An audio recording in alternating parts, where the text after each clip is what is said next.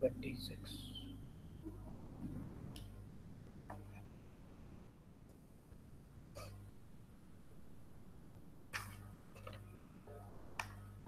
Okay, so good morning all. Let us start off today's lecture. Since there was a gap of two lectures in between, let's have a quick recap of what we discussed in the previous lecture. So I hope the screen is visible. Yes, sir. Okay, so we were discussing the important aspect of artificial neural network, a very important module, you can say, and very core aspect of artificial neural network, that is multi-layer networks and the backpropagation algorithm. Right. So in previous lectures we saw the multiple layered networks, right? And before that we had a look on a single layer or a linear unit perceptron, right? The combination of those linear unit perceptron gives us the multi-layered network. So in the previous lecture we learned about what is this multi-layered network and what is the benefit of having this multi-layered network, right? An example is the backpropagation algorithm itself. It uses the multi-layered network, and that is the reason that it is capable of expressing a variety of non-linear decision surface. Right? When I say non-linear decision, as you must have seen that in most of our previous examples that we have seen, uh, all were linear decision surface. We have linearly separable examples. Hope you remember the parabolic diagram that we have seen. Right? Let me just quickly show you.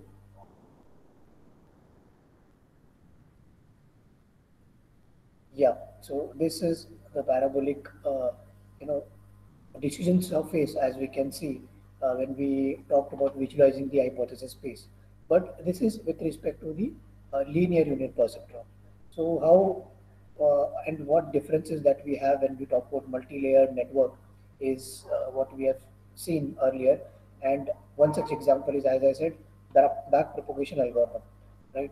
Which is capable of expressing rich variety of non-linear decision surfaces. This is very important, right? So we had an example of how can we pronounce or how can we detect the speech recognition of few words which have vowels in it, right? For example, we took an example of H dash D, right? Where this dash or hyphen, it can be replaced with any vowel, right? For example, here we have, right, head, hid, who, or had, heard, and so on, right? So we have few examples with respect to it, and we saw how can we perform this operation by using a multi-layered network. As you can see on the left hand side, we have a multi-layered feed forward network. Now feed forward, as you must have guessed, we have input layer, we have hidden layer, and we have output layer. And as you can see, the input is coming. We have two input units in this example, and input is given to the hidden layer, and the output of hidden is given as the input to the output layer, and then what we get is the ultimate output. Right. So that's a feed forward network. And exactly on the right hand side, as you can see, that we have the decision surface which is not so linearly separable, right? We cannot these training examples what which is plotted here, it is clearly not linearly separable. So we need to have multi-layered network in order to perform or in order to segregate these training examples from one type of example to another type of example. So as you can see, the lines drawn here, they are the decision regions, right? Regions for these notations. These notations, as you can see, square denotes the word head. So as you can see, most of the head word, which is a correctly recognized word, is falling into this decision region, right? And similarly others. So we have already seen these 10 possible vowel sounds, you can say, or pronunciations. And we also had an understanding of what is the differentiable threshold unit. Because so far what we have seen in the previous lectures in single unit perceptron, we didn't have differentiable threshold, right? We had a fixed threshold. But in multi-layer network, it becomes important to have differentiable threshold, right? A threshold which can be varied. So one such solution for such problem is the sigmoid unit. Now sigmoid unit provides us to have this differentiable threshold function, right, which is based on smoothing the overall effect. Now this the sigmoid threshold unit, as you can see, it is almost similar to what we have seen in the single unit perceptron. We have input units, that is x1, x2, so on till xn. Then we have associated weights with respect to those inputs, right? And we perform the summation of all these, the product of weight as well as the input vectors, right, to get a function that is, in this case, it is the sigmoid function, right?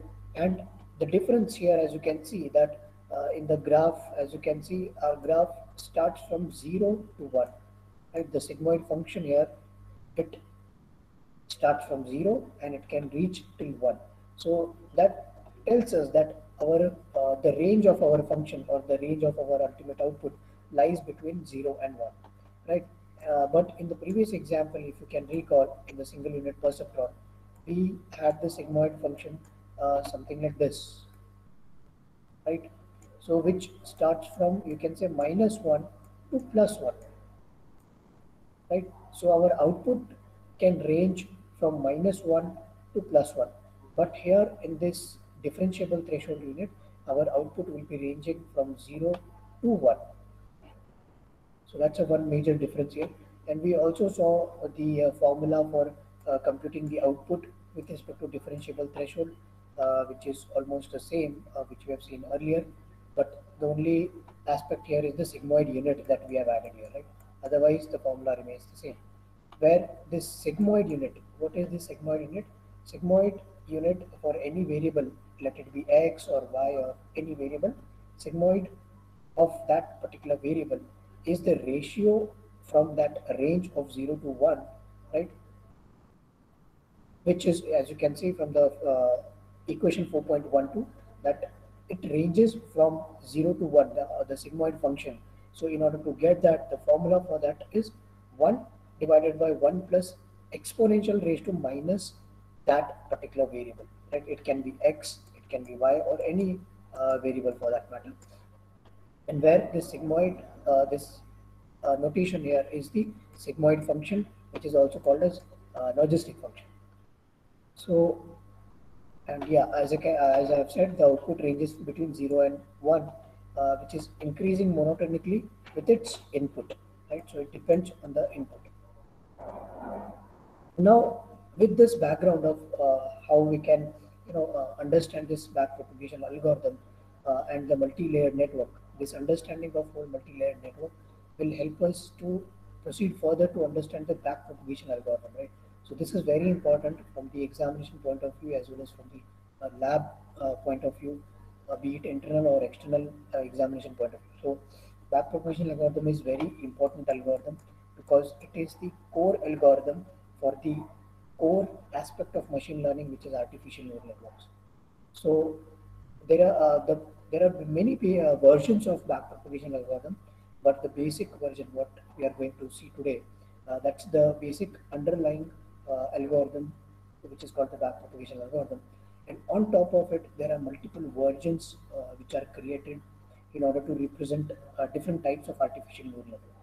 So in today's lecture, we'll be understanding this basic uh, algorithm, right? What is the underlying algorithm, main algorithm, or the core algorithm that we have, right? So the backpropagation algorithm, what it does, it basically learns the weights, right? It learns the weight as in the weights which are associated with our input values, right? So it learns, it understands, it processes, it analyzes those weights for the network, which is a multi-layered network, given a network with set fixed set of units. So this is kind of an assumption, or you can say, a prerequisite that we are considering here, that we are assuming that our training examples are not going to change, right? We are assuming that we have the same set of training examples when we are making the algorithm learn about those weights, right, and the interconnections. So it is given a network that it's a fixed set of units and interconnection.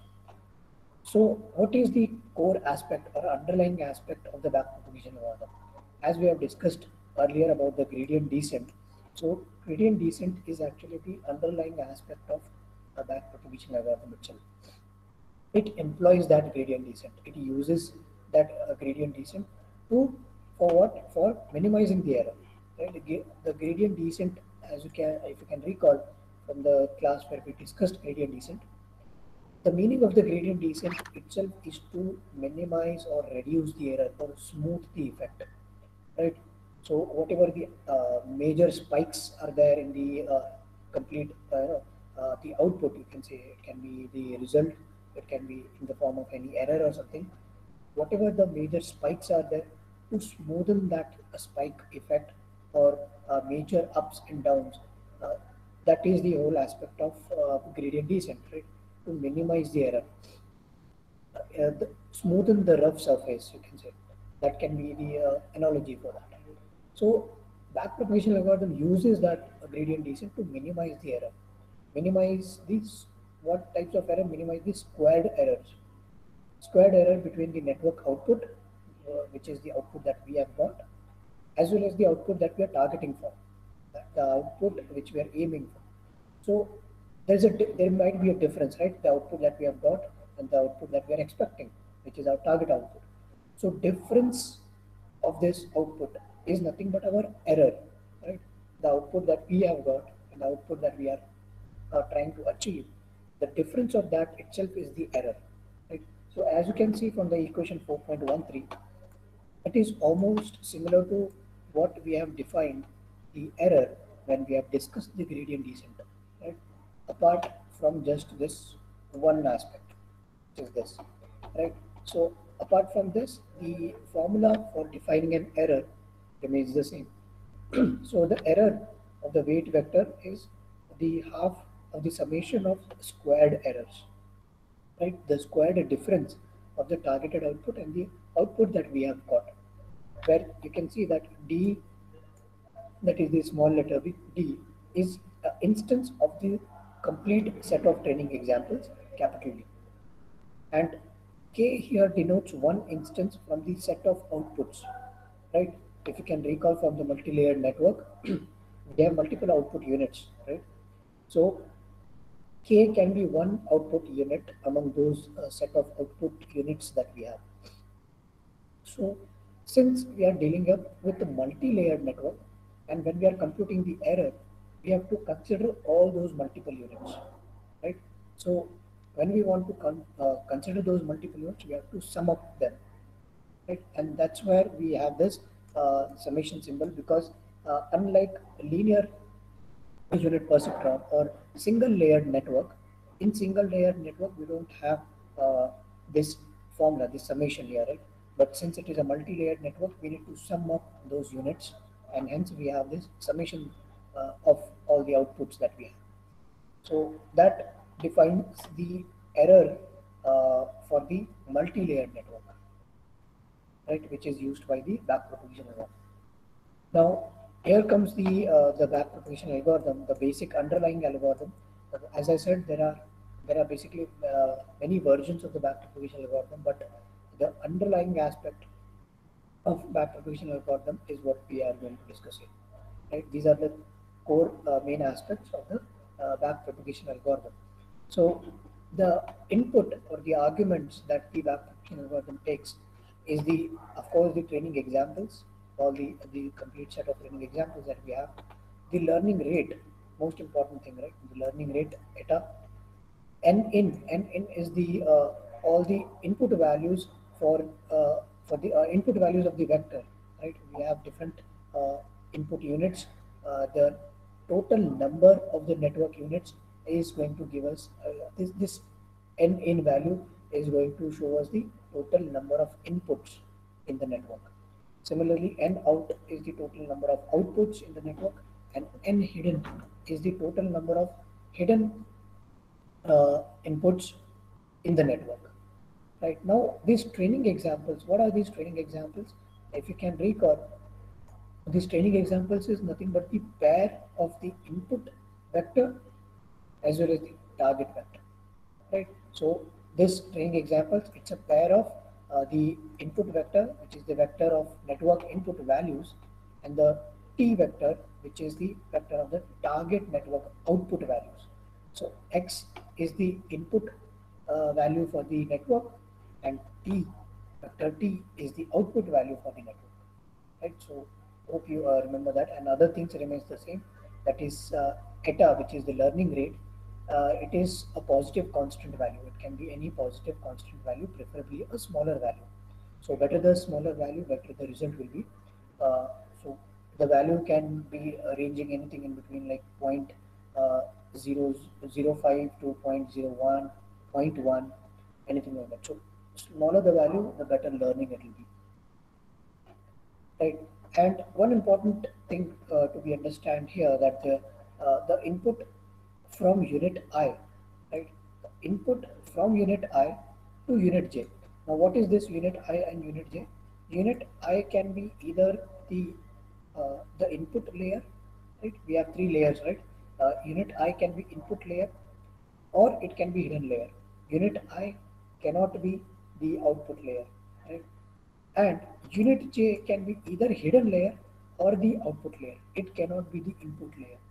The reason is why you can understand now that the input from unit I into unit J is denoted as xj of ji, right? So xji denotes that the input from unit I to unit J, right? And similarly, the weight from unit I to unit J.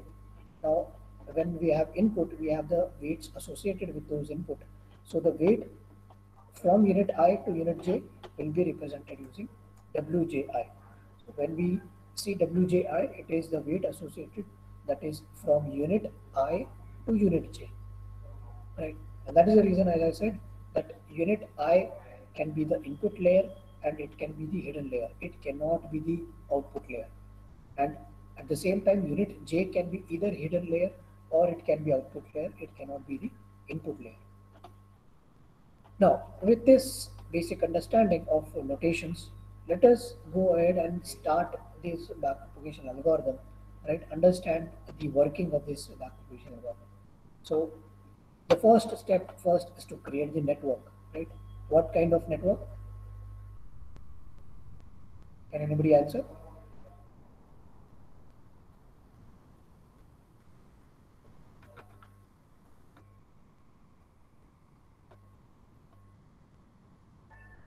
Yeah, can anybody answer what type of network that we are creating here?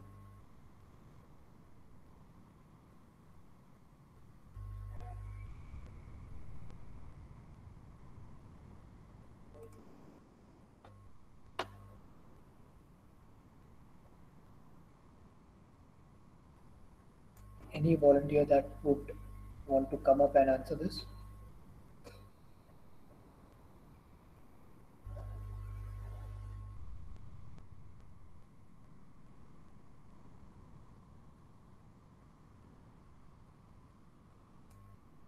Yeah, pick up guys before I pick up any random person. I expect amongst anybody amongst you can come up and answer it.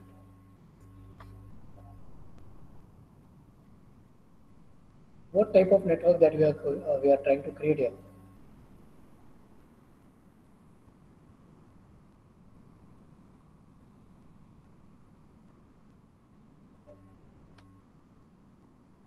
Let me show you the diagram once again, that in the multi-layer network in the backpropagation algorithm. Yes, here. So as I said that we have these three layers here: input, hidden, and output, and we are giving the input from the input layer. The output of the input layer becomes the input to the hidden layer, and the output of the hidden layer becomes the input for the output layer. Okay? And only then we see the ultimate output. So it's a feed forward network, right?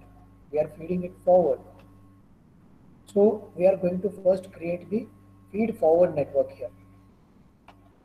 So the first step in the backpropagation algorithm is to create a feed forward network with these n in inputs, n hidden units, and n output units. Now once we have this, we are going to initialize the network. initialize the whole network, right?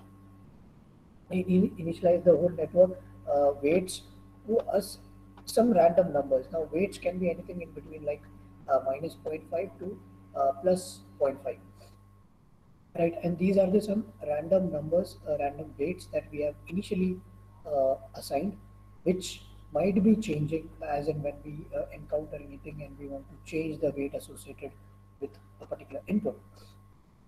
So these values can be changed, but initially we have to assign it with some random numbers, preferably ranging between like minus zero point 0.5 to plus zero point 0.5, right? Minus 0.05 to plus 0.05. Now we have the network ready. We have the weights associated with those input values ready. And next it is to start the network, that is the propagation for the network. Now, in order to set this propagation, we have to first set the termination condition. And for each training example, we are going to do two things here, right? For each training examples, we are going to do two things. Number one being propagate the input forward through the network, right? It's a feed forward network, right? So we are going to input forward whatever the input that we are getting from the previous layer. It can be hidden layer or it can be input layer. Whatever the input that we are getting, we are going to input that forward through the network, right? That is the first thing that we are going to do. The second thing that we are going to do is the back propagation, right? Propagation of what? Back propagation of the error that we get, right? So please understand, this is very important, that whatever the input that we are getting, we are feeding it forward, and whatever the error that we are encountering, the error that we are getting, we are propagating that error backward. Why? Because of our learning, right? We have to make the system learn, so that error is made noticeable to the previous layer, so that it can come to know what is the problem, and then we can modify the weights associated with it, compute the error for that, and so on, right? So basically we have two process that we are doing. We are inputting forward, but we are propagating back towards the errors that we encounter, right? How do we propagate the input forward? Whatever the input instances, that is the vector x that we have in the network, we have to input that instance x to the network and then compute the output of every unit, right? Output of every unit u in the network.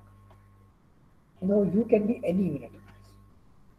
And in the second step, that is propagating the error backwards, what we are going to do here, we are going to do a little more complicated task. It is the actual back propagation algorithm, because this is where we are actually back propagating the errors, right?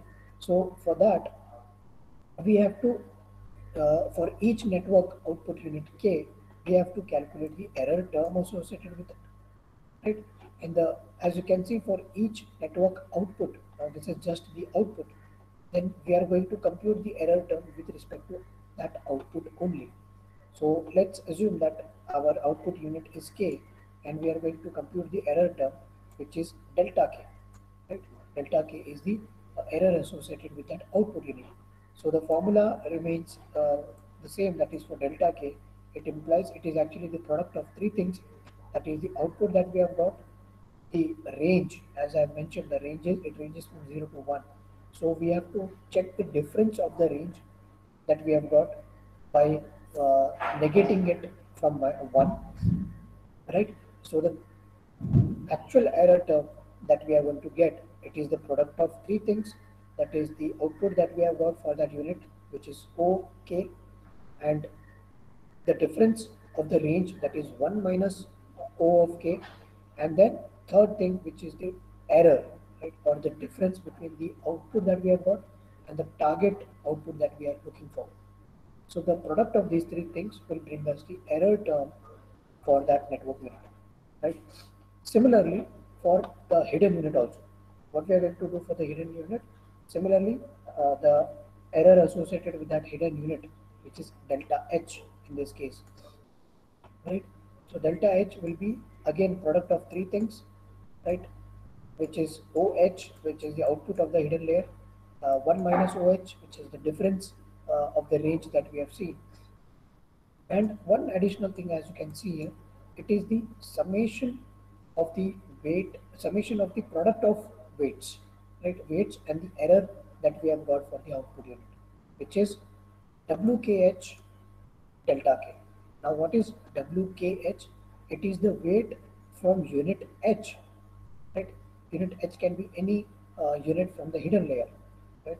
So WKH is the weight from unit H to unit K, where K is the output layer, right? So hope you got it, that weight, this is the weight from the unit which is there in the hidden layer, and to the weight to the unit which is there in the output layer. So that weight value is WKH here, and the associated error term with respect to that output unit K is delta K. So the summation of all those units, now this is one unit, right? This is one unit that we are talking one to one, one unit in hidden layer to one unit in the output layer. But since it is a multi-layered network, we have multiple units in hidden layer as well as multiple units in the output layer. So we have to consider those multiple units also, right? So in order to consider that, we have to sum up all those units in the hidden layer as well as in the output layer, right?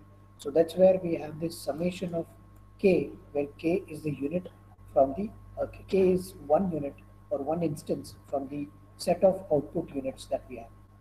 So that denotes the error term with respect to the hidden unit, right? So this is the error term with respect to output unit. This is the error term with respect to hidden unit. Now, once we have this, both the errors, that is error associated to hidden unit and error associated to the output unit, now we can clearly find it out that what is the new weight value that we need to have, right? So what is the change in the weight? How we have to update that weight value, right? So once we have these both the error terms delta K and delta H, we are going to update each network weight, right?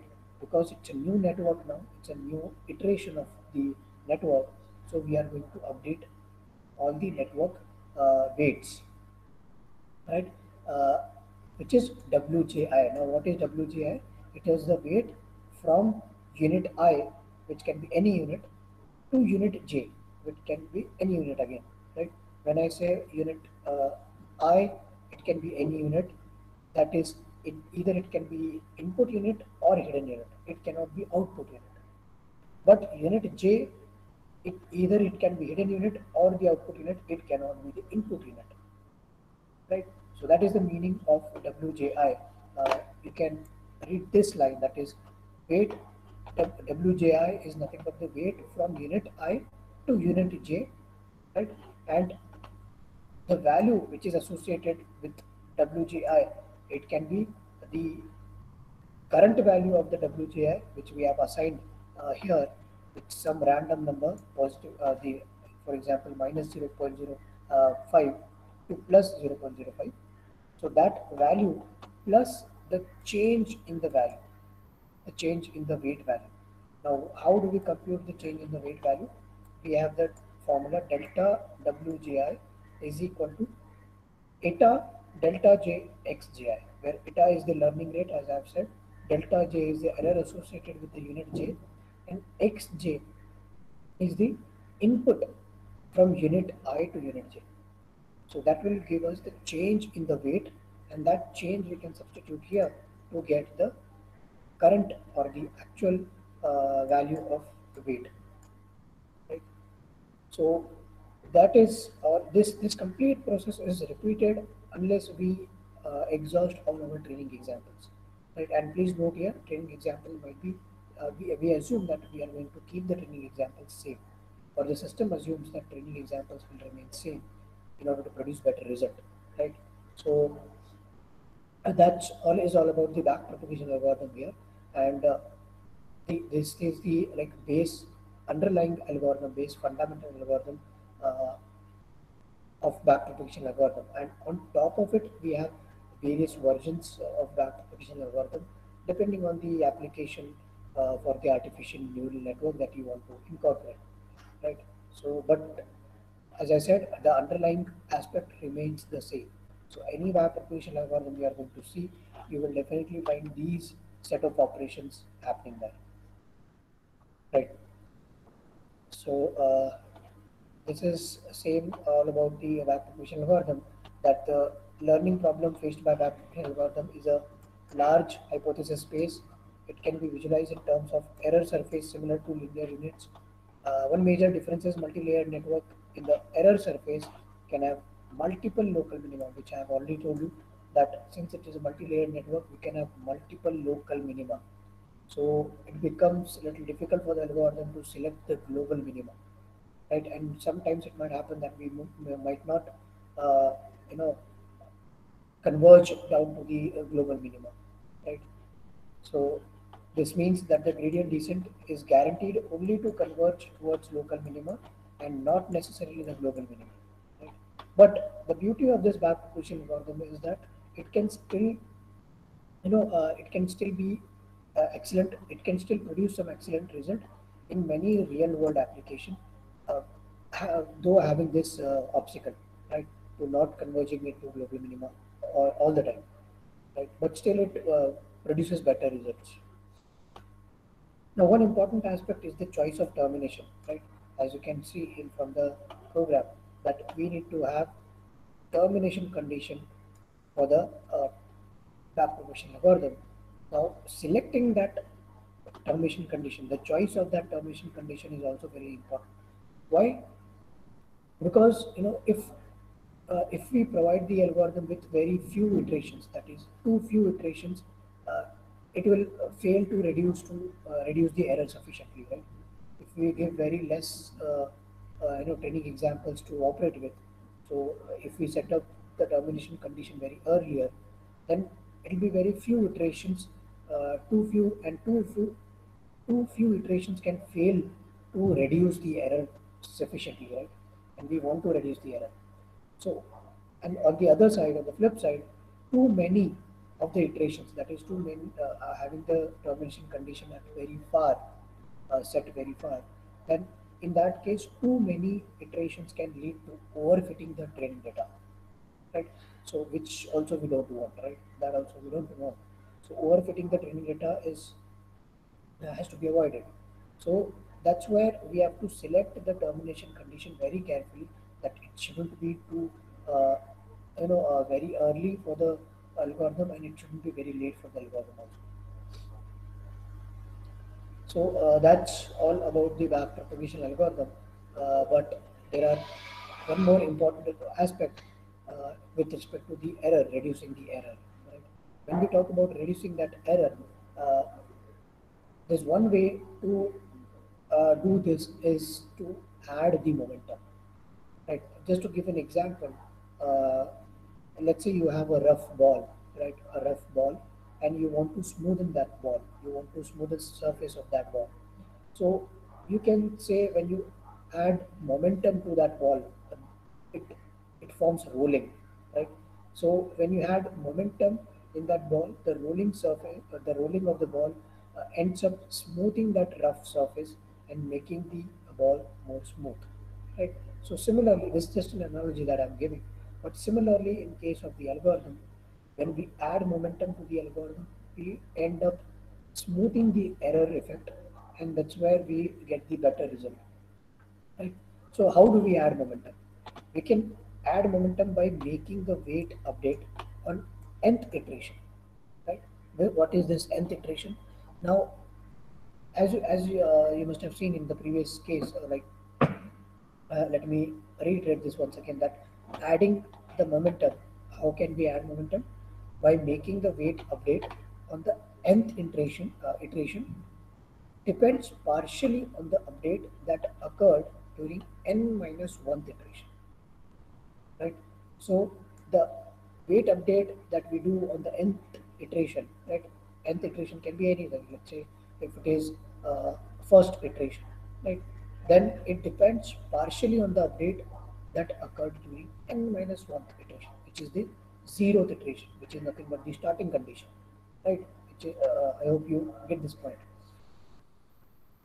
So how do we bring that momentum, adding the momentum by adding the momentum in the change of the weight, right, or the update of the weight.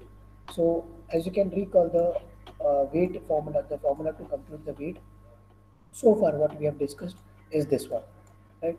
That is delta Wji of n is equal to eta delta j and xji, where eta is the learning rate, delta j is the error associated with unit j, and xji is the input from unit I to unit j. So this was the weight associated with a particular uh, you know unit. Now, to add momentum, we need to add one more term to this formula, which is this, right? So this is the momentum. This is the added momentum that we are trying to add here, which is alpha delta wgi into n minus 1, right? Where alpha, what is alpha? Alpha is a constant value. It can be a constant which can lie between 0 to 1, right? It ranges from 0 to 1. It can be 0.1, 0.001, 0.2, 0.3, 0.5, 0.05, or it can be constant 1 also, right? So why we are adding this additional momentum here, right? Why we are adding this momentum here is to create an effect. What kind of effect? The effect of this alpha, which is the momentum, right? It is to add the momentum that tends to keep the ball rolling in the same direction from one iteration to the next, right? So adding the momentum will ensure that the rolling is happening in the same direction, right? And it is not deviating. So when you have momentum, you can say that it is going to go into a direction. So that is the motive of adding the momentum, and ultimately end up having better result by reduced errors, right? And the learning in arbitrary or cyclic, these things we shall take up in the next class, since we have already exhausted the time. So these things we shall take up in the next class, and also we are going to conclude this module. So maybe in the next class onwards, we are going to start off with the uh, model number 4, right? So with this understanding of back propagation algorithm, the diagram, the multi-layered network, the decision surface, uh, right, the different aspect of back propagation algorithm, the different formulas, and of course the most important is algorithm, right? With this, it is your assignment now that you have to write a code, the back propagation algorithm, uh, to compute you can consider the same example. You can take up the lab experiment number 4, and you can apply on that data set the back propagation algorithm, right? So I hope you can take, let's say, you can take 2 to 3 days time to write this back propagation algorithm, the actual working code for that particular data set, right? And then you can submit the journals for that, right? So if anything, if any doubt with respect to whatever we have discussed in today's class, you can ask the doubt. Anybody, any doubt?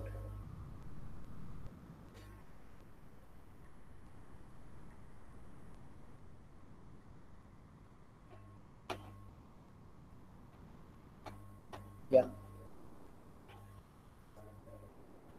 please, if you have any doubt, you can let me know. We can discuss that slide once again. We still have 5 minutes time.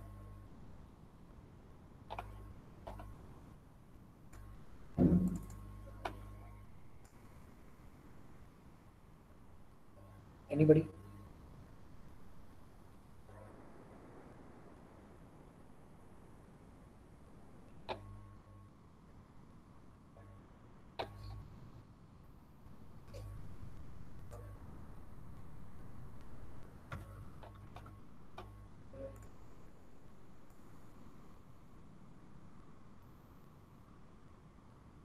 Yeah, anybody, any doubt?